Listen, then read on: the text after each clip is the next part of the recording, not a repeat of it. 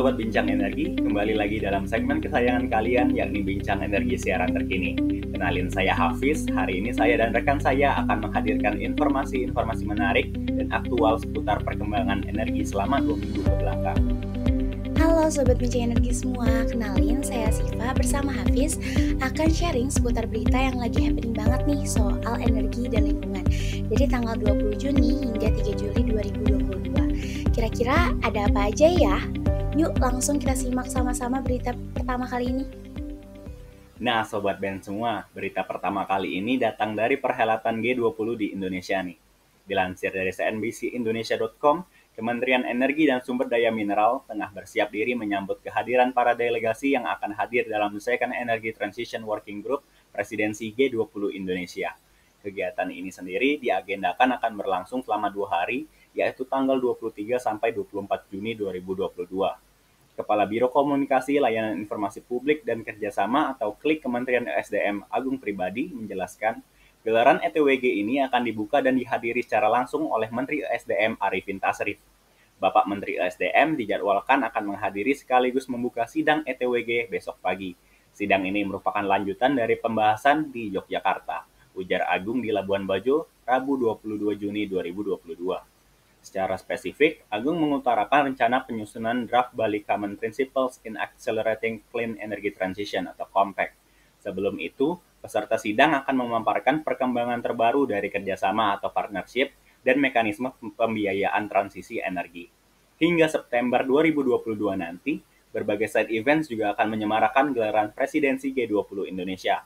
Antara lain, webinar Ensuring Just Transition for All, Making CCS/CCUS Affordable, Maintaining Energy Security During Transition, Achieving Global Energy Access Goals in the Decade of Actions, Assuring Energy Access and Transition in Archipelagic States, dan masih banyak agenda lainnya yang menarik untuk Sobat BEN ikuti. Nah, berita kedua kali ini datang dari ekonomibisnis.com, di mana perusahaan listrik negara atau PLN mengklaim penggunaan kompor induksi akan mengurangi persoalan kelebihan pasokan listrik, sekaligus mengurangi beban anggaran pendapatan dan belanja negara atau APBN dikarenakan adanya impor LPG. Direktur Utama PT PLN, Bapak Darman Prasojo mengatakan untuk mengatasi oversupply listrik, PLN mendorong adaptasi kompor listrik oleh masyarakat. Hal itu pun sesuai dengan arahan Presiden RI Joko Widodo, Badarman mengatakan bahwa PLN mendorong penggunaan 15 juta kompor induksi untuk pelanggan PLN dalam jangka waktu selama 3 tahun mendatang. Setelah mendapat dukungan Komisi 7 DPR RI, Darmawan berharap ke depannya sosialisasi program ini dapat berjalan dengan lancar. Apalagi program konversi ke kompor induksi ini juga akan membentuk rantai pasok sehingga akan meningkatkan aktivitas ekonomi dan penyerapan tenaga kerja yang berdampak terhadap pertumbuhan ekonomi. Berdasarkan data Asosiasi Pengusaha Indonesia atau APindo, setiap 1 triliun rupiah investasi dalam negeri mampu menyerap tenaga kerja sebanyak 1.438 orang. Dengan proyeksi investasi dari program konversi sekitar 14 triliun rupiah, maka dapat menyerap tenaga kerja sekitar 20.132 orang. Untuk memastikan kesiapan kapasitas produksi 5 juta kompor induksi pada 2023 hingga 2025, PLN telah melakukan diskusi dengan produsen. Hasilnya, 6 pabrikan lokal sudah memberikan komitmen untuk memproduksi dengan kandungan TKDN secara bertahap akan naik sampai 70%. Untuk memastikan bantuan tepat sasaran, Darmawan menambahkan PLN telah menyiapkan program secara detail yang berbasis digital, mulai dari data keluarga penerima manfaat atau KPM, sistem monitoring pemakaian energi, lokasi, dan sistem operasional sampai ke pembayaran. Nah, kabar seputar energi selanjutnya datang dari cnbcindonesia.com, di mana PLN bangun sumber energi bersih di Pelabuhan ASDP. Artikel yang dirilis pada 1 Juli lalu ini menerangkan bahwa PT PLN dan PT ASDP Indonesia Ferry sepakat untuk memakai listrik sebagai pengganti BBM pada sumber energi di pelabuhan milik ASDP.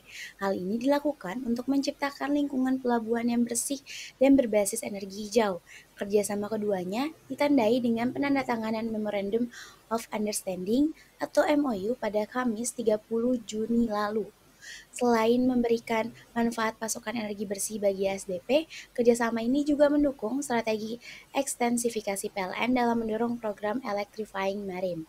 Direktur Utama PT PLN, Bapak Darman Prasojo, menjelaskan bahwa selama ini sektor transportasi laut dan perikanan memegang peran penting dalam perekonomian Indonesia. Sejalan dengan semangat transisi energi, PLN akan menghadirkan energi bersih bagi sektor kelautan dan perikanan Indonesia.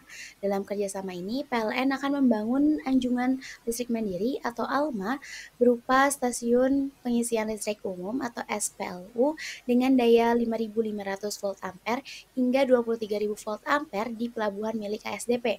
Nantinya, ALMA bisa dimanfaatkan oleh ASDP dan masyarakat sekitar pelabuhan seperti bongkar muat kapal, sumber energi untuk cold storage, maupun kebutuhan listrik lokasi pangkalan pendaratan ikan dan tempat pelelangan ikan. Baik, berita terakhir datang dari Kementerian Energi dan Sumber Daya Mineral atau ESDM. Kementerian SDM mengatakan uji jalan atau road test kendaraan dengan bahan bakar biodiesel campuran minyak sawit 40% atau B40 pada Juli 2022 sudah mulai tahap finalisasi.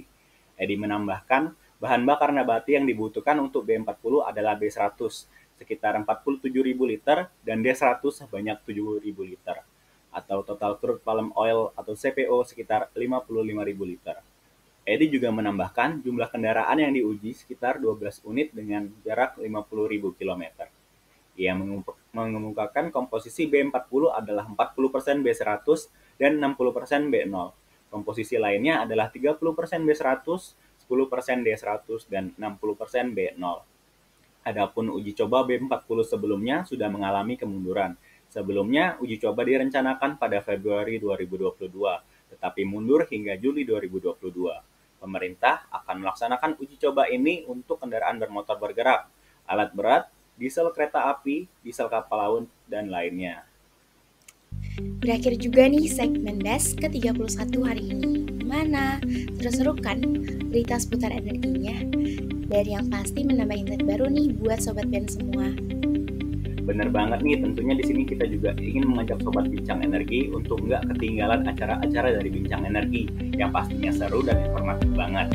Dari BES, BEM, UBEN, Korben, Podcast, dan masih banyak lagi. Program-program keren energi dapat Sobat Ben akses juga di website yaitu bincangenergi.id dan bisa follow juga akun Instagramnya di @bincangenergi. Jadi jangan sampai kelewatan ya Sobat Bincang Energi. Oke, saya Siva dari Bincang Energi. Dan saya Hafiz dari Bincang Energi. Salam energi berkelanjutan. Sampai jumpa di BS 2 minggu ke depan.